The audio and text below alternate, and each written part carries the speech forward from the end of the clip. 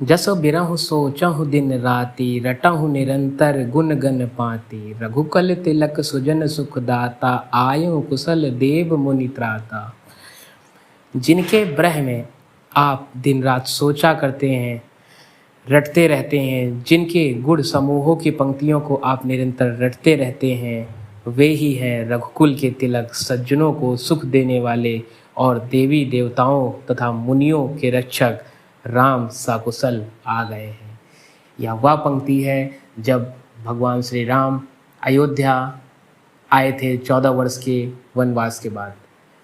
क्या आज वही दिन है ये अयोध्या? सोचिए कैसा दिन रहा होगा जब भगवान श्री राम अयोध्या आए होंगे 14 वर्ष वनवास काट कर। कितनी खूबसूरत सजी होगी वो अयोध्या, कितना नाच गाना। आज तो हम लोग दिवाली के पर्व में मना रहे हैं, उनके भगवान जी के याद में मना रहे हैं, वो सोच के मना रहे होंगे कि वो पल कैसा रहा होगा। लेकिन आप सोचिए वो हकीकत वाला पल कैसा रहा होगा जब भगवान श्री राम अयोध्या आए होंगे 14 वर्ष के वनवास में। वहाँ के लोगों का क्या हर्ष, कितने हर्षोल्लास में उन्होंने उनका स्वागत किया होगा, कितनी मिठाइयाँ बनी होंगी, कितनी माताएं बहनें उनके स्वागत में मालाएं लेके, और कितने उनके गाना नाच गाना हर तरीके से उनका स्वागत हुआ होगा। तो ये थी कुछ अयोध्या, जब भगवान श्री राम अयोध्या आए थे तो वो कैसा रहा होगा माहौल। तो भगवान श्री राम से जुड़ी हुई हमें ऐसी 10 बातें हैं जो हमें अपने जीवन में उतार कर रखना चाहिए। तो आइए हम उसके बारे में आपको बताते हैं। पहला है आचरण। महर्षि वाल्मीकि द्वारा लिखित रामायण में भगवान श्री राम को मर्यादा पुरुषोत्तम बताया गया है। श्री राम भगवान विष्णु के रूप थे। उनके आचरण में हम सदा पवित्रता को देख सकते थे। आज हमारे जीवन से गायब हो चुकी है। आज हम आचरण से मतलबी और झूठे हो चुके हैं। ये पहला हमारा था कि भगवान राम से हमें क्या सीखना चाहिए। पहला था आचरण। दूसरा है पिता आज्ञा पालन। माता कैकेयी चाहती थी कि उनके पुत्र भरत राजा बने, इसीलिए उन्होंने राम को दशरथ द्वारा 14 वर्ष का वनवास दिलाया। पिता नहीं चाहते थे कि राम वनवास जाए, किंतु पिता का वचन पूरा करना था। भगवान राम को पता था कि मेरे पिता मजबूर हैं, वो चाहते थे नहीं, किंतु उनका वचन पूरा करवाना ही उनकी आज्ञा का पालन होगा। इसीलिए भगवान ने अपने लिए वनवास चुन लिया। ये भगवान राम से जुड़ी दूसरी सीख है जो हमें अपने जीवन में उतारना चाहिए। तीसरी है माता सेवा। माँ का ऋण हम कभी नहीं उतार सकते। माँ की सेवा ही सबसे बड़ा पुण्य होती है। भगवान राम जी ने अपनी माता जी को हमेशा प्यार दिया, उनकी सेवा की। यही एक बात हम आज भूल गए हैं। माँ की सेवा हमारे जीवन से कैसे गायब हो चुकी है। चौथी बात, गुरु भक्ति। गुरु हमें विद्या देता है, हमें ज्ञान देता है, जिसके दम पर हम आगे अपने जीवन में तरक्की करते हैं। किंतु क्या आज गुरु का आदर करते हैं, गुरु की आज्ञा का पालन करते हैं? यही एक वजह आज हमारे पतन का कारण बन रही है। भगवान श्री राम जी ने हमेशा गुरु की भक्ति की है, उनका आदर किया है। तो हमारा चौथा था कि हमें अपने गुरु का मान सम्मान आदर करना चाहिए। पांचवी सीख जो है वो है धैर्य, जो कि आज के युवाओं के लिए बहुत ही बड़ी चीज़ है, जो उनके अंदर धैर्य नहीं होता है। जीवन की किसी भी घड़ी में भगवान ने अपना धैर्य नहीं खोया है। गुस्सा उनके चेहरे पर कभी नज़र नहीं आया है। क्रोध काम को बिगड़ता ही है, ना कि उनको सही करता है। इसीलिए यह गुण भी हमें भगवान राम जी से सीखना जरूरी है। चाहिए कौन सा? धैर्य। क्योंकि हर काम के लिए एक समय होता है, तो जब तक उसका समय नहीं आएगा हमें वो चीज़ नहीं मिलती है। तो हमें धैर्य रखना जरूरी है। छठा चीज़ है वो है कर्म। श्री राम भगवान विष्णु के रूप थे। इनके लिए दुनिया में कुछ भी करना संभव था, किंतु फिर भी इन्होंने अपने कर्म किए हैं।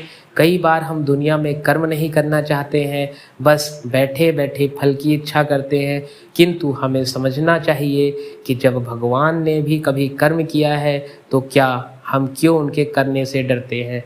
तो बहुत लोग होते हैं सोचते हैं सब बिना किए ही मिलता है, ऐसा कुछ नहीं है। जब तक आप कर्म नहीं करेंगे आपको कुछ नहीं मिलेगा। पैसे कमाने के लिए भी बहुत ही मेहनत और आपके कर्म अच्छे होने चाहिए, उस डायरेक्शन में होने चाहिए जिस डायरेक्शन में आप जाना चाहते हैं, तभी आपको अच्छी तरक्की मिलेगी। और तरक्की बिना मेहनत के नहीं मिलती है। सातवीं चीज़ है वो है मानवता।